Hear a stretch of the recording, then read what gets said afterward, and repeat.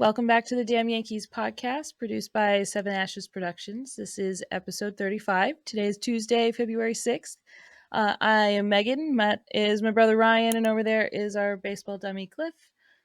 Hello. Hello. Hello. How is everybody? Making me nervous. Your hands on that sound bar. I don't know what you're going to do. I was keeping my mic low so that you wouldn't hear me in your head. Oh, see how much trust I have. Not my fault. You're not trustworthy. I'm gonna start producing this from across town. Poor Cliff. Aw. Anyway, all right. Well, how are you, Ryan? I'm good. Good. My dog is underneath my feet right now. Oh, it's Lasso. And no, the kitty and the dog are both staring at each other from across the room. Territorial. Yeah. Maybe it's a look of love. I'm sure. Maybe. I'm sure it's been a week full of love and acceptance, and Pumpkin has said, sure, take over the territory. Oh. And now he's smelling the dog, and he just smacked him. Wonderful. So very loving. Loving. That's how cats show love. We smack you in the face. Well, that's good. Well, I'm glad they're getting to know each other. I forgot to ask you earlier, did you see Derek Jeter's attempt at a cartwheel go around Twitter? That was pretty funny. It was pretty funny. Is it pretty bad? Actually, I did say attempt.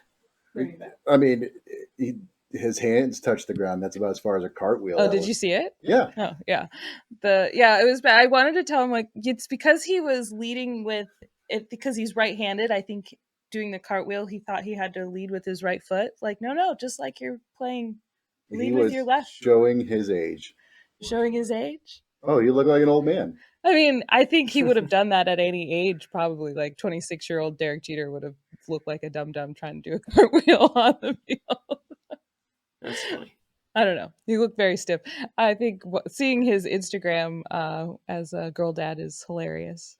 So, but yeah, forgot to mention that when we were talking earlier. So, in good old, like, seems like tradition now, we talked about some stuff last pod. We went to post it, and the baseball world said, haha, we're going to change some stuff before you post your pod. So Wandy went to the Padres like literally an hour before we posted the last pod. So we've been talking about him the last several podcasts, saying we still needed another lefty in the bullpen, even though we had one with Victor Gonzalez, but the Yankees did not go for Wandy. He ended up getting signed by the Padres. So he's 4 with Mike years, King. 16.5 million. Yes. Yeah, I saw that. Was it Mike King or was it one of the other Yankees there who posted like a Yankee reunion photo or something? I think it was King. Yeah, I think it was King. And I was like, oh, that's not right now. Okay. Like, not right now.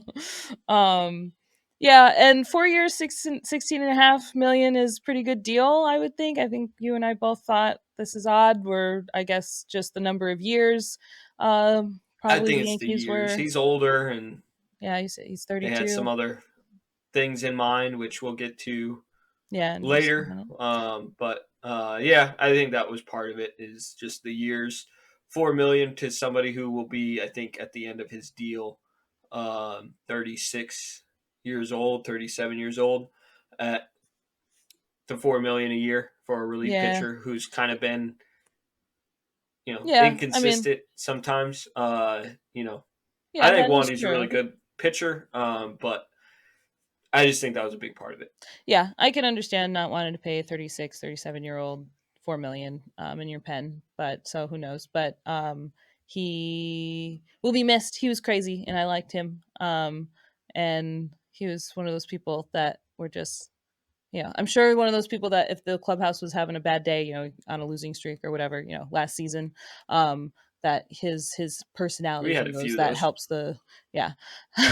he has good personality to help lighten those moods. So, but not that he'll be the end all be all, but he'll be missed, at least by me. So yes, definitely one of Megan's I liked Wandy. your He was fun. favorites. So yeah, so bye Wandy. And then shortly after that, the Orioles surprised the world by dealing with the Brewers, and Corbin Burns is now on the Orioles. Well, I guess subtext to mention that, like 24 hours before this trade deal goes through, the Orioles announced that they are dumping their well, I don't really know how it all works, but they're getting a new owners group, and Cal Ripken Jr. is the head of, like, the face, I guess you should say, of the this new owners owners group. group. Yeah. So there's at least like 2 billionaires or something involved in the owners group or something. I'm sorry? Who was what? You say Cal Ripken? Cal Ripken Jr. is going to be part owner of the Orioles. I know that name. Oriole legend. Yes, he's an Oriole legend. He's the Iron Man. He's probably one of the records in baseball that will never be broken. How many? 2,000? What is it? 500, 700, something. Over 2,000 games number. Played. Nobody's even going to play. Nobody's even gonna. Yeah, I mean, when somebody plays 162 games in a row, everyone's like, "Wow!" Now, Yeah. so, I mean, that's how many seasons did he go without getting injured, without sitting a game, without... Insane. Yeah, like unheard of. A Yankee could never. No, I don't think it was games started. I think it was games played. Games played. So some of them were like he came out at some point, I'm pretty sure. But regardless, still insane. Yeah, no Yankee will ever do that. Yeah. Well, yeah, it just says 2,632 straight games before he was told by manager Ray Miller he would not be in the lineup for the O's New York Yankees contest on September 20th, 1998. 1998 Yankees, Orioles Killers, sorry. Yeah, so I mean, this is the best face you could have as the Orioles to be the face of your owners group. I mean, he's going to want the Orioles to win, and I think it's no coincidence. I mean, this deal has not gone through yet. I don't think it was just announced, but 24 hours later, they do this huge deal with Burns. Yeah, and it wasn't for much either. Like, no, what did they it get? wasn't. 2 25-year-old minor leaguers. Yeah. And somehow a draft pick thrown in there. Yes, which was a surprise to all of the baseball fandom. Yeah, I had to look it up. Apparently, you're only allowed to trade competitive balance draft picks. Yes. Like, supposed to be we were joking. We were joking before. I don't understand when it comes to MLB and other sports. Like, the MLB just makes things so difficult. They make things. I get that. I get that I'm just the dummy, but that sounds made up, Ryan. I wish it was. There's 5 different ways to draft an MLB player. There's 5 different ways to cut an MLB player. Like, it's weird. Yeah. You okay with it? Yeah, forgot how to drink my coffee, I think. Thanks for spinning real fast. I'm going to make it real easy for me to key you out of the green screen now. Oh, my bad. Just have to cut away. Just be like, she's disappeared for a moment. It's gone. I thought I was doing a favor by not coughing into the mics and stuff. My bad. I forgot what I was saying. Some producer you are. We were just talking about the trade and the picks. That you can trade picks. Yes. Completely made up. Sorry. I don't know the deal. I don't think anybody knew that you could trade a draft pick. So I think the biggest thing on most Yankee fans' mind was, why didn't we do this then? If it was for 2 minor leagers, I mean, from what I saw, they got a shortstop, Joey Ortiz, and left-handed pitcher DL Hall. Yeah, and never heard of either of those 2. One of them was called up, it looked like, last year toward the end of the year, and somebody has played in the 2022 and 2023 season. So this is the extent of their major league experience. So those 2 were sent for Corbin Burns, who won the Cy Young in 22, right? Right. Yeah. Yeah, So and key to mention here is that Corbin Burns has had 2 off years from when he last won the Cy Young. I mean, not terrible years, better than yes, remember he was Rodon. told by his club that he was the reason they didn't make the Right. playoffs in 2022. And I think the Brewers manager or the Brewers owner even mentioned that within this trade, said that, we all kind of knew where Burns stood after everything. So, this Yeah. trade just was kind of going to happen. And I think Burns made some comment on a podcast asking about the trade where he just said, I just can't say. I don't remember exactly how he said it, but basically, when you're going to blame me for everything that happened, like, what do you want me to say? Yeah, I mean, Like, I'm what do you sure want he me to was do? not sad that he was being traded, and I mean, being traded to the Orioles. If you're an Orioles fan, that's really freaking exciting. Their 100 game. What am I trying to say? They won 100 games last year, and now they've just gotten better. So yeah, as an Orioles fan, you're very excited about this, and it's a very non-Orioles thing to do. So I think a lot of Yankee fans are.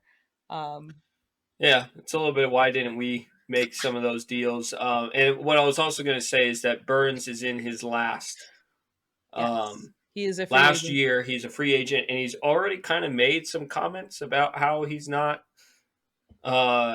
I could be getting this quote wrong, but from what I understood, his comment was essentially, "We'll see if only if the Orioles offer me something crazy." Yeah, I know.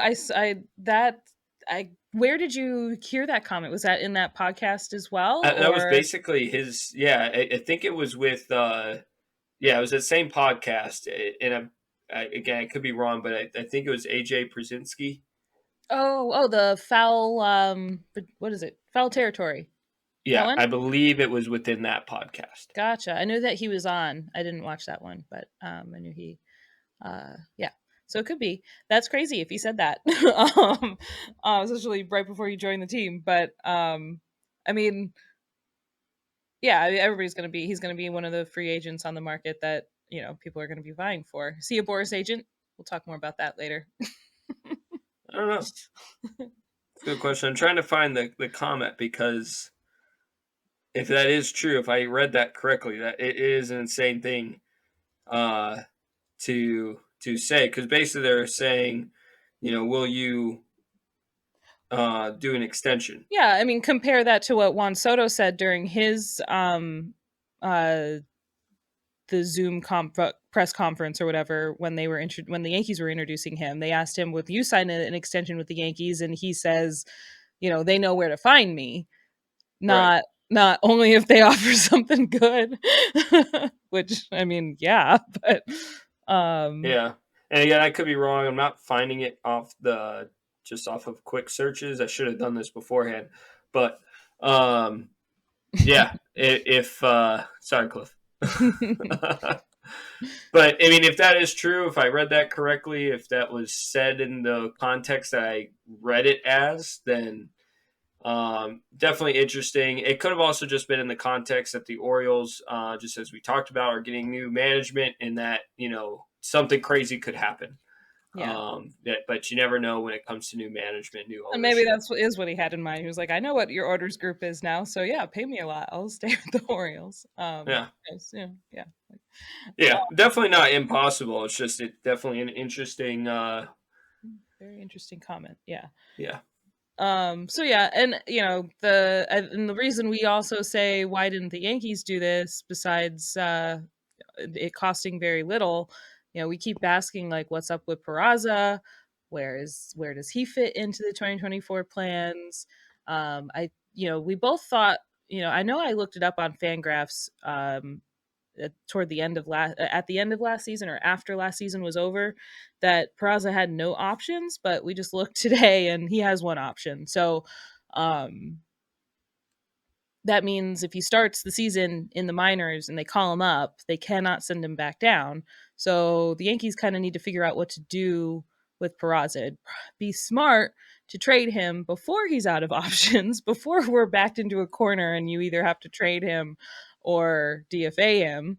And and he hasn't been part of any vocal plans that I've heard about. So maybe that is what they've been trying to do, is shop him around. But I've done some even just to looks and just to see if there was some like comment of the Yankees have been, throwing out feelers for Perazza. I haven't even seen that. So, like I don't understand it. You're not like, we talked last time about Wells and Trevino and how Boone was talking about how much he liked Wells, how much he liked certain young guys coming up. We haven't heard any of that when it comes to Perazza. Like, what's your plan with him? Are you like, is the plan to put him at third? Is the plan to put him at short? Like, is the plan like, are you going to give him another chance to prove himself against Volpe? Like, I mean, I don't think that that's going to happen, but like we don't know any of it. Right? Is he the future plan to let Torres go next year and Perazza be Torres's replacement? I mean, I hope again that's not the case, but yeah, I honestly hope not either. But yeah, there's no clue one way or the other with what's happening with Perazza, other than silence maybe meaning that they're trying to trade him. But usually there's something that says something about the Yankees have been shopping him around and inquiring who would want him. Yeah, so it's mind-boggling what they're if they start the season off with him in the minors and then call him up, I don't know. I just I don't know. Perazza looks like he's trying to shop himself around. Did you see the Instagram or whatever post that he put out of his like before and after? Before and after. Yeah. I don't know how impressive that was, but I mean, he looks a lot better than I do, but I've seen a lot of those before and after photos, and I don't know.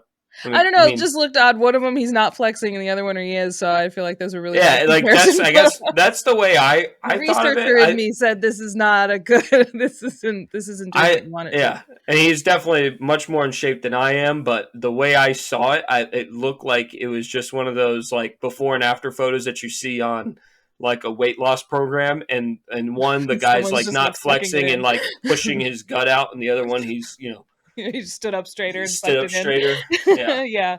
I got that vibe too, and I also just couldn't stop staring at this like delt or the trap like muscle that was clearly imbalanced on the right side compared to the left. And that's how injury happens. Yeah, that's how injury happens. My guy, like, even that out.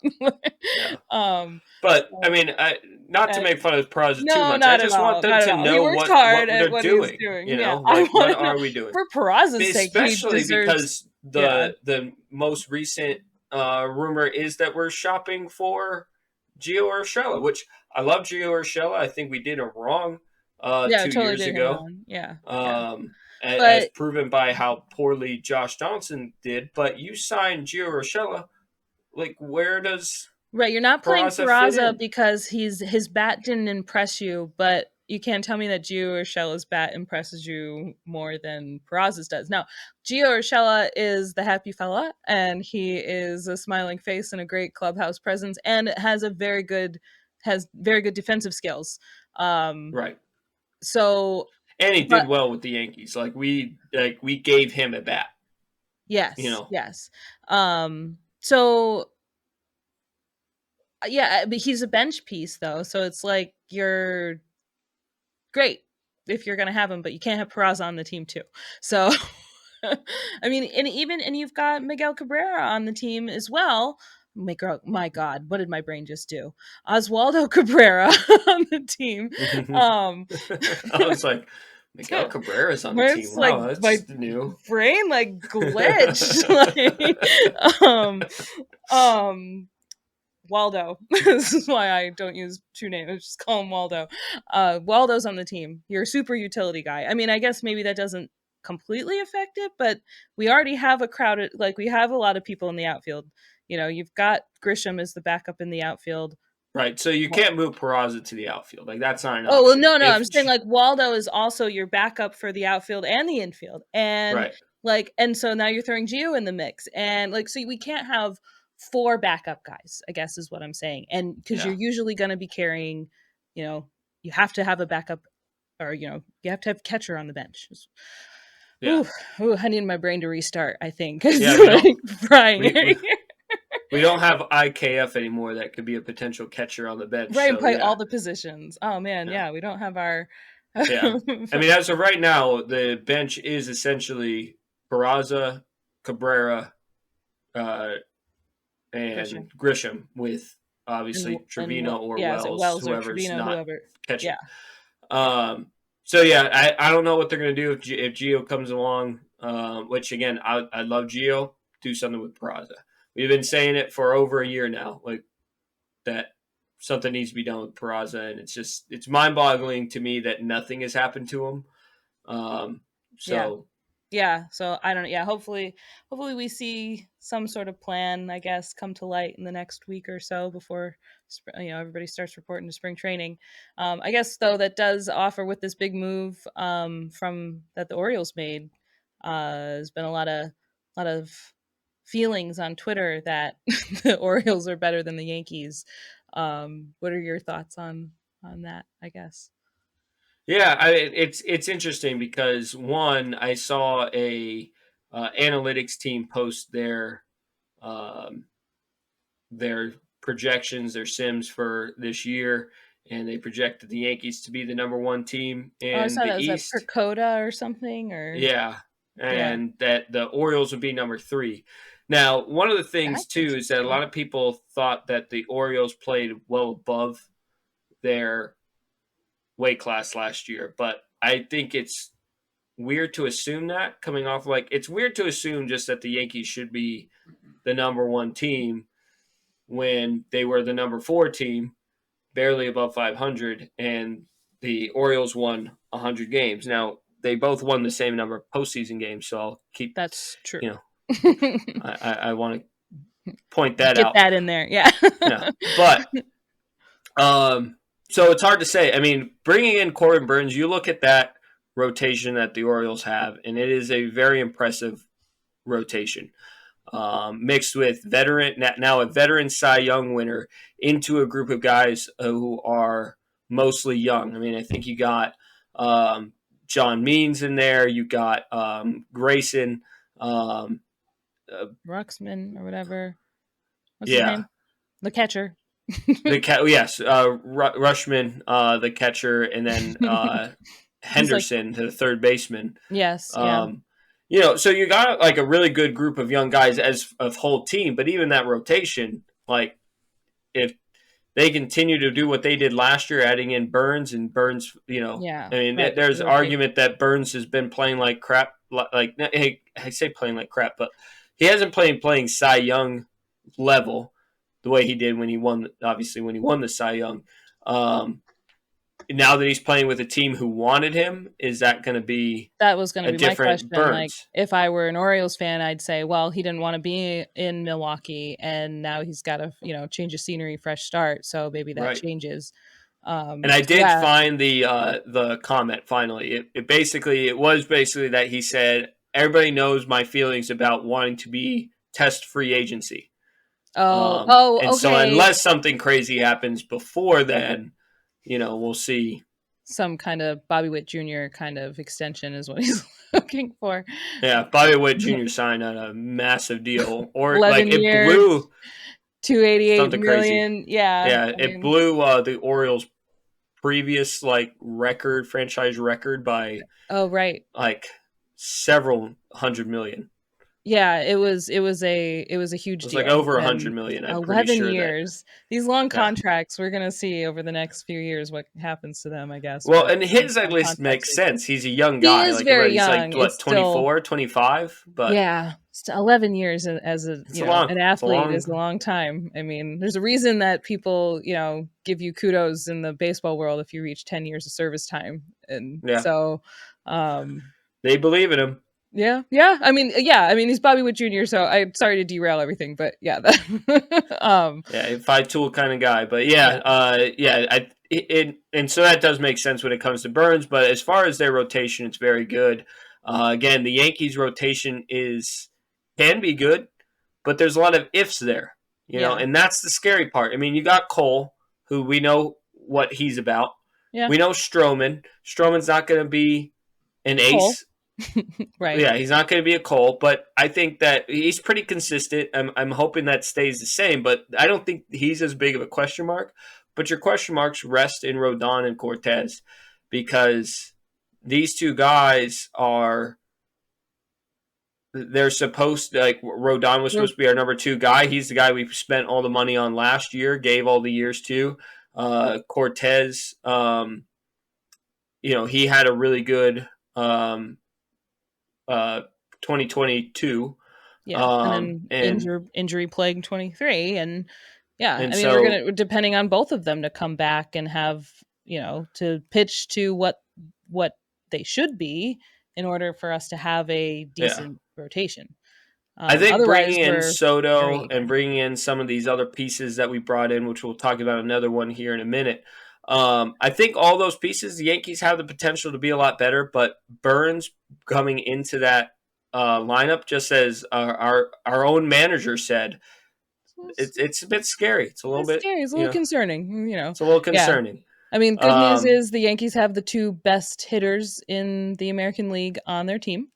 So that's good. And also good news, I looked up Juan Soto batting 1,000 against Corbin Burns.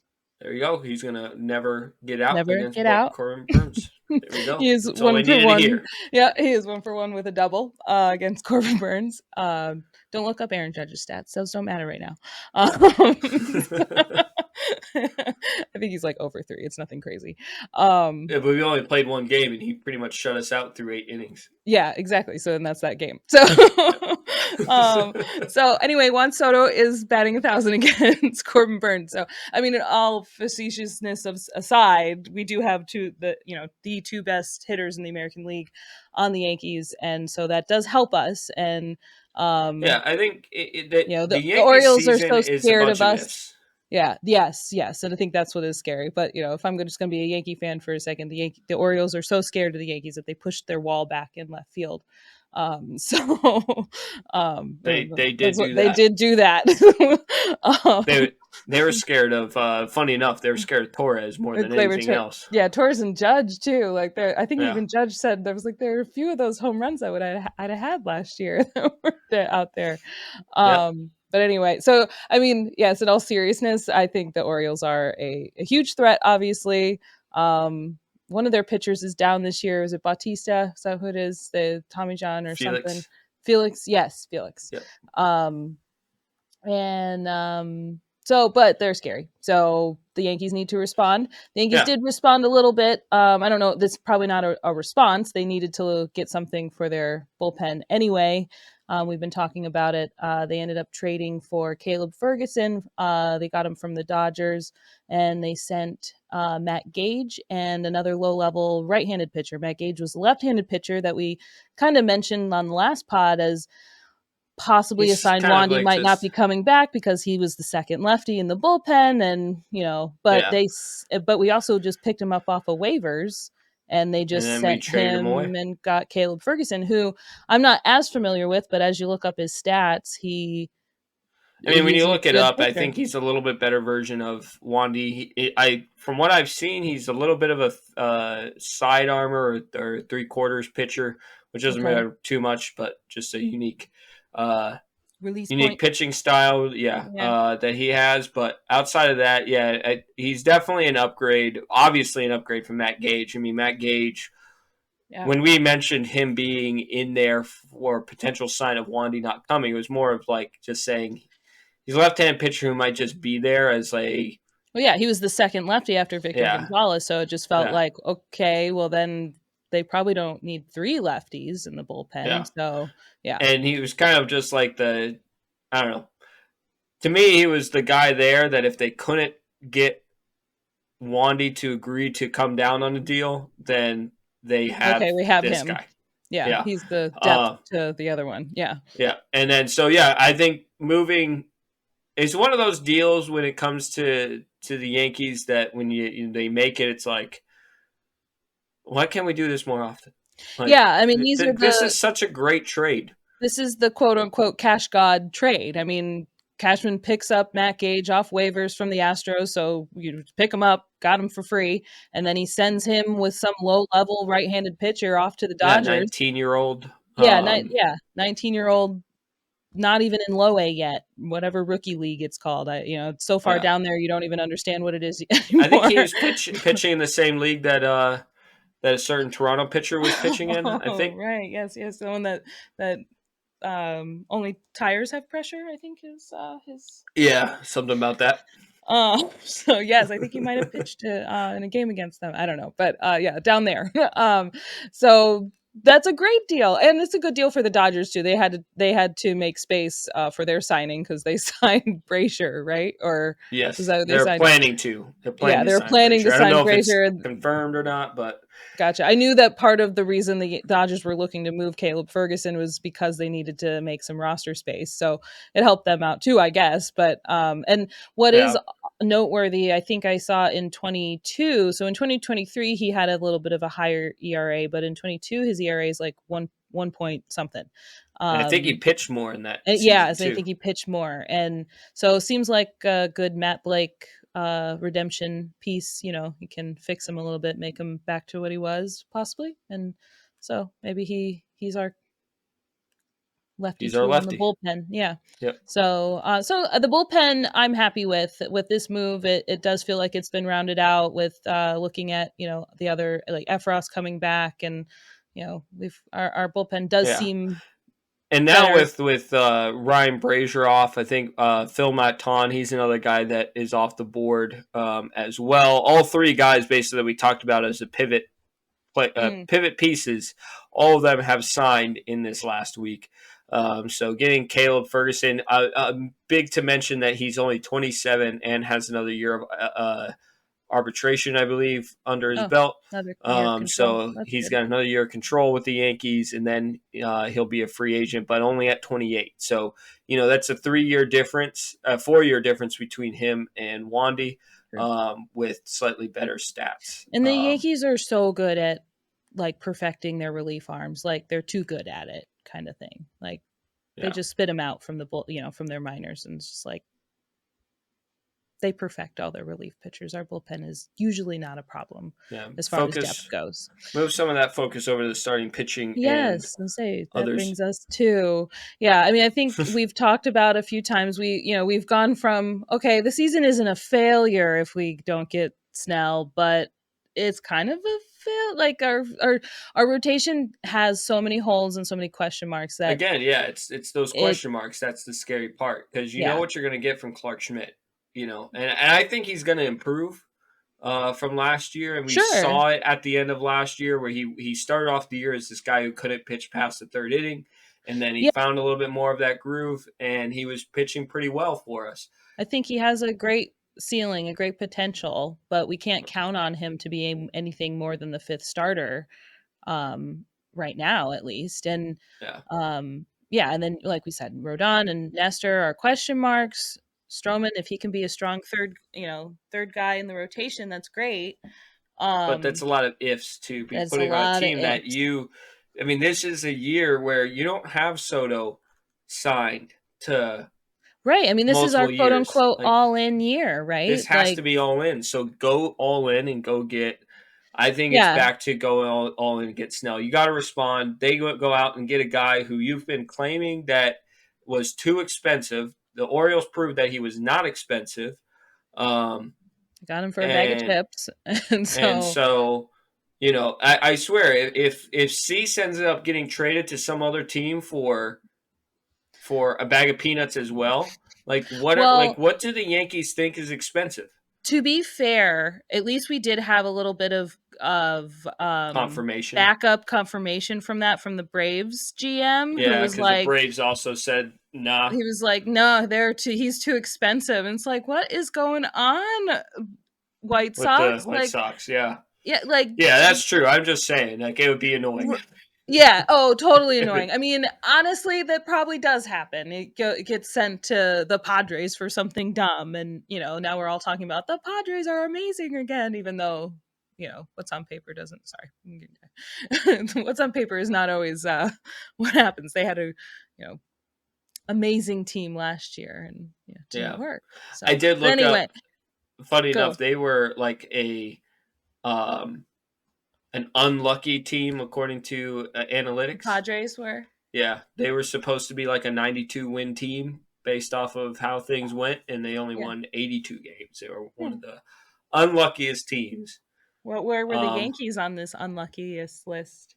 Was it like, they no, you weren't they lucky, should have just finished under 500 actually. Yeah, they should so have. we were luckier than We were luckier than what our we felt. analytics said. One of the luckiest teams was actually the Orioles too. They were 10 games lucky. I don't know what any of that means. I don't know how they do any of that. Like, it's how does all this basically, work? I know what the lucky thing is. Like, I know how they calculate that. They basically just say this is what your expected value is. And then this was the difference, or this is what you ended And up this doing. is what the difference is. But how they track that expected with X win, X loss record versus, I don't know how they track all I don't know stuff. either. Yes. But yeah, I mean, I think that I feel like I sidetracked us. I don't remember, but I think the point was that we would like Snell.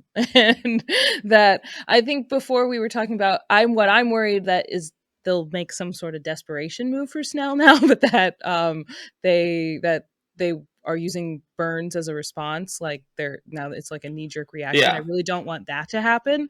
I don't saw, want them to be giving what Boras wants for Snell. Like, I don't think that is a smart move. So I don't want them to do that.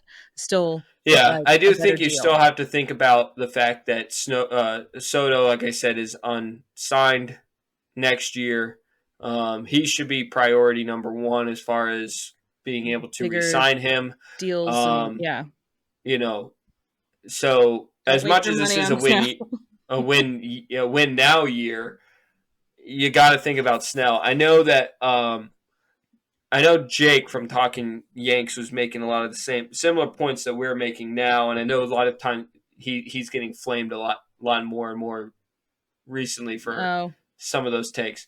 Some of what he's saying I agree with. I think, like, in some ways the way he says things just doesn't sit right. Like, the way he brings it up as if I don't know how to explain it fully, but I agree with it that Snell should be the Yankees' response, but it shouldn't be to pay him whatever. Yeah, I don't think go out and pay him what he wants. Yeah, he did what I think our instinct, Hal's instinct of like, no, we're moving on from that number because we're not doing that is right. Like, and like we said before, that is a desperation move, giving Snell that much money. So that that still holds true. I don't think that pivoting back to Snell means we need to make a desperation move, but the Yankees are I think a little they should at least call up Boras and say, hey, are you ready to actually are you ready to actually negotiate instead of like holding everyone hostage? And like, you'd think that Snell would be a little bit antsy at this point. Pitchers and catchers have to report next week, and like, where's he going? Is he going to Arizona? Is he going to Florida? Is he where's he going? Like, these are important questions. Speaking of all this, like, there's 3 other guys who are in the same boat. Yeah.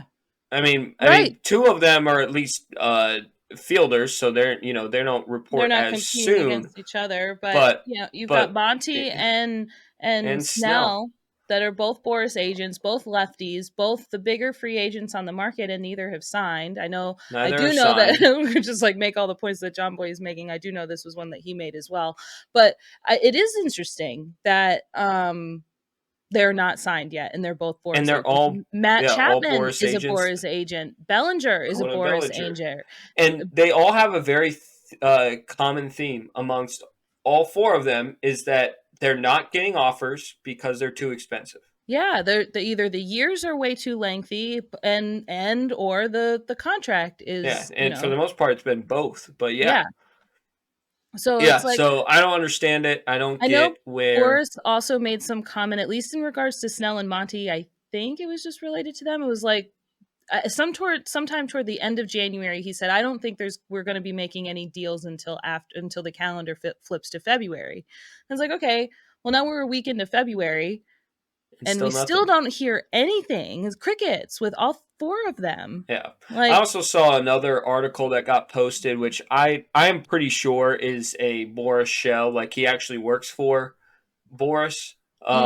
Or he wants to work for Boras or something, because it was basically just like a, don't be blaming Boras. I mean, look like at Scott Boras is good for baseball kind of thing. Yeah, Scott Boras is good for baseball. He's not the reason why the guy was like, yes, this offseason has been very slow. It's been very boring. But that's not Boras's fault. Like, don't be blaming him. I mean, I guess you have a point of like Boras's job is to get his clients the biggest deal that he can, but he also needs to be realistic in those deals. And like, that was that guy's point, was not the realistic part, was he's like just doing his job. Like, but his job not. is to get Blake Snell a team, and right now Blake Snell does not have a team. His job is to get Monty a World Series. Blake Snell, a Cy Young winner. Monty, a World Series winner. Champion. Matt Chapman, a former MVP, right? Bellinger's former MVP. Chapman, Matt Chapman, Golden really Glove good winner. player. Golden Glover. Yeah. None of these people have a team right now, and we're a week before training camp like it's football. Spring training starts. Catchers and pitchers meet. Yeah, so I just see it does seem odd. If it's not Boras's fault, then fine. But MLB needs to institute a trade deadline, a off-season signing deadline. I don't know, the end of January. Everything needs to be done, because like, as a player, I'd be kind of pissy right now. Like, as a good player, I mean, you have your low-level players that this is probably expected, and you're like, I hope I get picked up during spring training. That happens every year. But these players, like, it just seems very odd. Yeah, they should have been scooped up. Like, something should have happened. And I definitely think, like, again, going back to this guy's comments about these things, he wants to more blame the owners. Bless you. Sorry. He wants to blame the owners, and it's like, okay, I get it. Like, there's a lot of owners out there who are cheap. We all know that Howell and Cashman can be very cheap when it comes to signing people. It's one of their biggest problems, and I absolutely agree that that's a problem. Certainly. Yeah. But when you have I think he's 30, 31 years old, asking for 8 years and over and more money than Garrett Cole is getting, like, no. Yeah, I mean, you guys aren't all Shohei Ohtani. Right. Like, I think Shohei Ohtani is a special case. Yeah, really long. Soto will be a special case. Absolutely. And really long contracts for pitchers are just they're just odd to me. I mean, there's so many things that can go wrong. Look at Rodon. He only did a 6-year deal. That looks cheap compared to what these guys are asking for. Yeah. And we saw what happened with him in 1 year. Yeah, I mean, double-digit year deals for a pitcher. I mean, I know he's not asking for it, but some of them are, and some of them do. And those kind of deals for pitchers just seems just so risky, so silly and stupid. There's so many injuries that happen with any baseball player, but especially with pitchers. And by double-digit, you mean years? Yes, double-digit years. Yes. I feel like he's going to get double digits. No. I feel like he's going to get triple digits. $99 for $99 million for 5 years. Done. I can be a GM. I did it. No. For years. And I know that Snell is not asking for 10 years, but when you might as well. When you're 31 years old and you're asking for 8 years, you might as well be asking for 10. Honestly, maybe if you ask for 10 for the same amount of money, somebody agrees to it. You at that point, you are obviously saying we will be paying you to not play for us when you're 38 years old or 39 years old. Yeah. So I think Boras or whoever it is, they need to negotiate. Like, for the fact that the Yankees are the only ones to offer Blake Snell. And we haven't heard any other offers. Monty had some, like the Blue Jays and the Red Sox and some other teams, the Rangers were talking to him, and then it just nothing, silence. Yeah, we talked, 2 podcasts ago about Matt Chapman, about interest there. No And injury, nothing. like no official Nothing offers anymore. for Matt Chapman. Bellinger, no. Like, have we heard of any official offers for Bellinger? I haven't. I don't know of anything specific. The Yankees didn't even contact The Bellinger. Yankees didn't contact her. So I mean, part of that's because we got Soto and we got another outfielder where it was like, don't really we don't need got room Bellinger for you unless we can trade out Stanton. There's no possibility that we. Yeah, he doesn't fit, which is weird. Where like last week there were rumors coming back up with Bellinger. I think those sometimes are just fan created and. Yeah, it's either fan created or Boras just team created. Yeah. So I don't know. So it's been a little bit of a weird, slow off season. And we're I don't know. I really hope that these. Hopefully in the next week, watch, this is what'll happen all before this pod posts tomorrow, all of them signed somewhere. Somewhere. I mean, that's how it works. We got all the relief pitchers signed last week. You're welcome. Now it's all the starting pitchers is next. We have a track record. I would like a cut from their checks, please. Thanks very much. Just 0.5%. I was going to say, even if it's 0.1%, you're getting a pretty good deal there. Yeah. Thanks very much. I wish there was more to be able to talk about with these things. It's so weird because you can't even like talk about the rumors with it because there are none.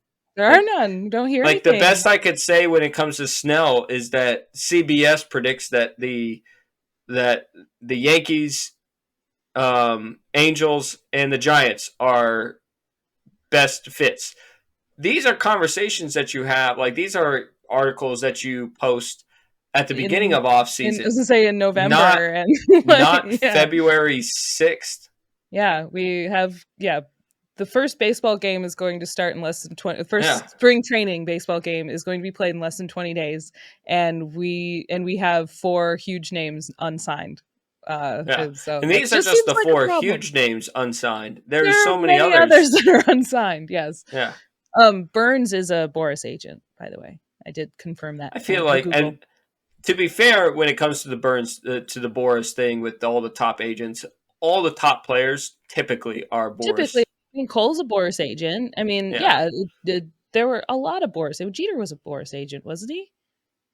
He might have been. I know Stanton is. I know, Yeah, I mean, Boras has always I think had Soto all is the too, big isn't guys. he? I think that, yes, Soto is a Boras agent. Yep. And yeah, so was, Judge is not. Shohei? He is the odd guy. Yeah. Yes, I think that's right. Right? Because, right? I could be wrong there on Shohei, but I know... I don't remember, but... I know Soto is, because there was a lot of the talk when it came to Cashman pissing off Boras when it came to Stanton that it was going to affect the Soto stuff. And everyone knew that, everyone was asking about Soto signing extension before the season started, and everyone's like, well, no, Scott Boras is his agent. He doesn't allow his agents to do that. He wants them to test the free agent market and not sign extensions like that. Which is why Judge, I guess Judge did test free agency. He did, but if Cashman had been, less of a tightwad, he probably would have signed. Yeah, that's true. That is true, and for a lot less too.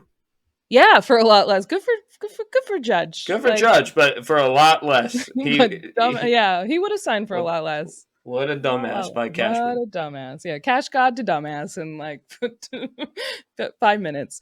But yeah, so, we'll be back next week. Hopefully we'll have some better... we keep saying that. I mean, we did have a signing between then that made us better. But hopefully we'll have something that makes us feel better about our starting pitching by this time next week. And by this time next week, we'll be getting ready to start spring training. So, yeah. So keep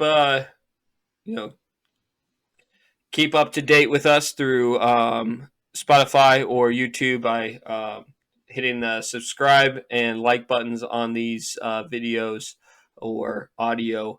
So we'll be back again next Tuesday. Follow us on Instagram, X, otherwise known as Twitter, or Threads at @DamnYanks_pod. Again, we try to post these within 24 hours and something will happen in between then in baseball world. So comment on our video about how dumb we are because we're talking about stuff that already happened. That already happened. And then on Facebook, it's at Damn Yanks Pod. So thank you for watching. Those who did. Cliff didn't believe us, but we were able to stay under an hour. Under an hour. Partly because there was nothing to talk about. Nothing to talk about. Thank you. Good job, guys. We did it. We talked about nothing going on for 40 minutes. Almost 50. That's you guys on the phone all the time. Whatever. The Yankees, we always have something. I mean, not to mention that we did pre-pod. It was supposed to be 30 minutes and ended up being an hour and a half. To be fair, any phone conversation that goes longer than like 2 minutes is my nightmare. Yes, we know that for you. We know that. So if you'd like to hear us banter more, join us next week. Yes. See ya. See ya.